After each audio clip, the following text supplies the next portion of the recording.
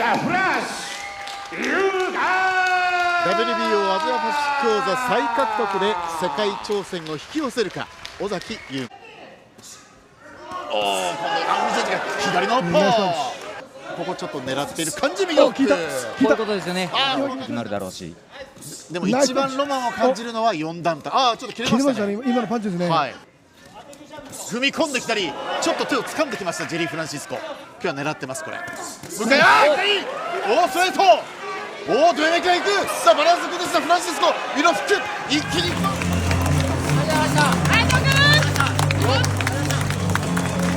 Alright, so we're going to go ahead and continue the long-standing tradition of covering Japanese boxing here on True School Sports. True School Sports, the #1 source for Japanese boxing in America. And this video is going to be a two-parter.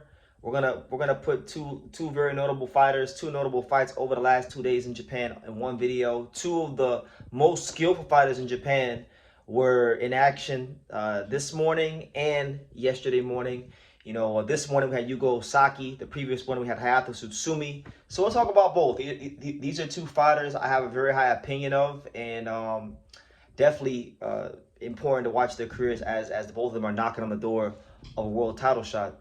So we'll start with Yuga Ozaki because he's the guy that, you know, I have the highest opinion of any Japanese fighter out there, young Japanese fighter out there.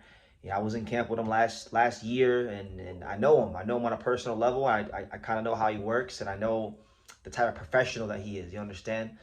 So he got his first fight. This fight against Jerry Francisco, it ended in a 6th round stoppage. It was a routine fight for Yuga. He beat the brakes out of Jerry Francisco. It was a showcase fight, just what his career needed, because although I've talked about Yuga Ozaki, he's still relatively I wouldn't say unknown, but yeah, his profile needs to be built in Japan. So this was his first fight in Tokyo at Korakuen Hall, headlining. That's always a big thing for a young fighter from Japan. And he was impressive. He was very impressive. He showed the speed, the accuracy, the angles, the defense, the boxing skills, just the complete package that I've been ranting and raving about from seeing him in the gym, seeing him train, you know, following early fights in his career. You know, he got to show it today in front of the fans in Tokyo at Korakuen Hall, and he dispatched Jerry Francisco quite easily in 6 rounds. And you know, Jerry Francisco is a guy that he was brought here to give Yuga more rounds than he had in his previous fight against Jonathan Rufugio, and he did that. He accomplished that. He gave him 6 rounds. The last fight with Rufugio ended in 2 rounds. So we're talking about 8 rounds for Yuga completed after now what? That was a 17-month layoff from December of 2024 to May of this year. And a lot happened at that time. So he's making up for a lot of lost time, and he's knocking on the door of a world title shot. With that win against Francisco, he captures the WBO Asia Pacific title for the 2nd time in his career. You know, I'll be led to believe that he's probably going to go the WBO route, right? Because of him winning that belt again.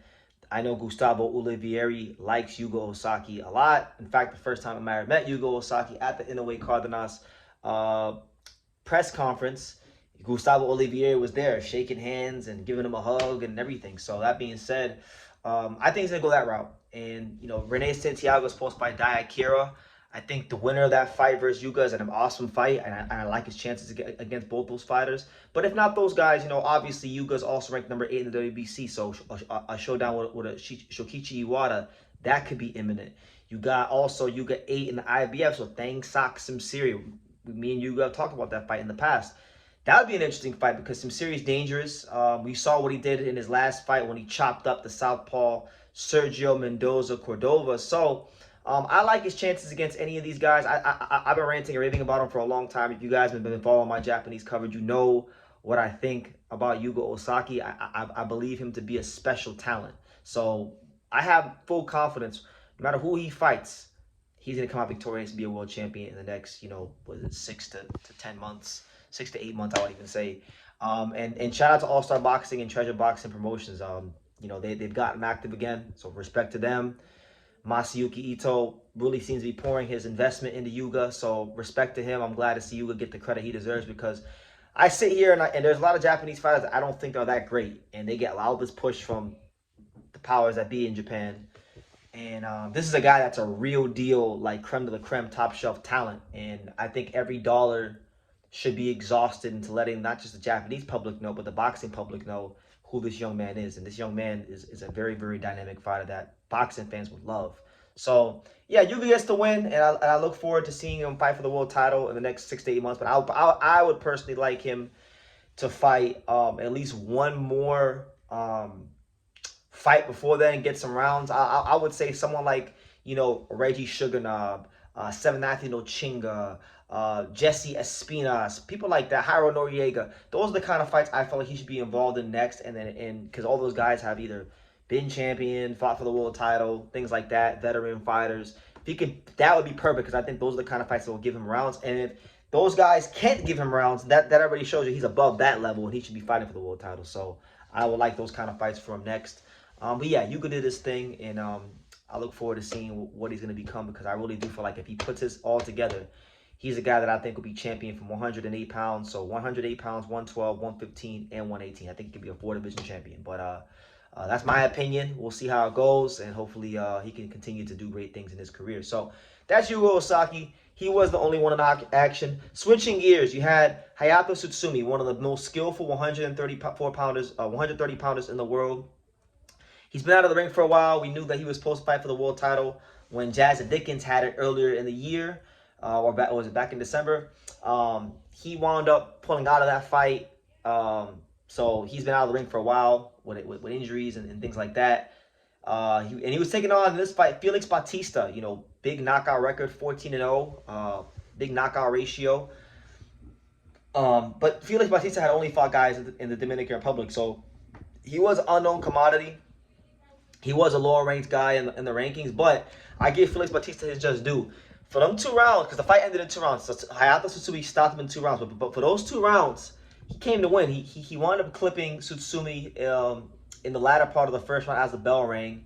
Then he came out early in round 2, had him hurt again, and this was a fight that I think tested. It gave Tsutsumi some much needed resistance, and it tested his composure. He showed a lot of composure. He showed the ability to weather the storm and still box and punch in between the shots of Bautista, and then ultimately break him down and fold him up and stop him. And I like Bautista. You know, I know, again, he didn't really fight nobody worth talking about going into this fight, but I think he gave a good account of himself in those 2 rounds. Came to win. I would like to see him continue to get good fights, so hopefully people can call him back for good fights, and then maybe he winds up making a name for himself and upset somebody in the future. But a good fighter, just not good enough to dethrone someone as skillful and as composed as Hayato Tsutsumi. But a lot of guys are gonna lose Hayato Tsutsumi. So Tsutsumi, he winds up right now. If you just take a quick glance at the 130-pound rankings, Hayato Tsutsumi's highest ranking at the moment is in the WBA, where he is ranked number 4. And it's a log jam in front of him, because you got, you know, Zoltan Zarabak at 3, Jazz Dickens at 2, Musa Ghulam at number 1, and then you got Elmore Samadov holding the interim belt before you even get to the champion, Anthony Kakachi. So there's a log jam there. Maybe one of those guys in front of him could fight him in an eliminator fight, but, you know, I could see how that would be a log jam. The closest ranking besides that, the only other place where he is ranked is 8 in the IBF, which we know that belt is held by Emmanuel Navarrete. Now, a lot of interesting fights could be there in the IBF. You know, right above him is Eduardo Sugar Nunez, who is a former IBF champion, big-time Mexican puncher. I would love that fight. That's a fight where I felt like we would learn, okay, what level is Tsutsumi really on? Because, yeah, you show composure against this puncher. Could you show composure against that puncher? Because that guy's punching. That boy got them bricks in his hands. But, yeah, I would like that fight for him. You got guys like Henry LeBron, Masanori Rikishi, also in front of him. So maybe one of those guys could be in an IBF eliminator type scenario. But either way, Tsutsumi is a guy that I do believe will be fighting for a world title in the next, you know, like Yuga Ozaki, 6 to 8 months. You know, and these are 2 of the most skillful fighters in Japan, in Japanese boxing. You know, and 2 guys that I think will be world champions sooner rather than later. 2 guys that I have a very high opinion of. I felt like if I were to make a list of the most skillful fighters, not accomplishments, not name, not resume, I'm talking about skills. Who has the deepest bag, the deepest skill set, the most variety of skills in Japanese boxing? Yuga Ozaki and Hayato Tsutsumi are easily cracking that list in the top 5, along with Naoya in a way, in terms of just pure skill set, you know. But that's my opinion. But I'll leave it at that, man. Well, let me know what you guys think. Leave your comments down below. Make sure you guys take time to subscribe, and I will see you in the next video.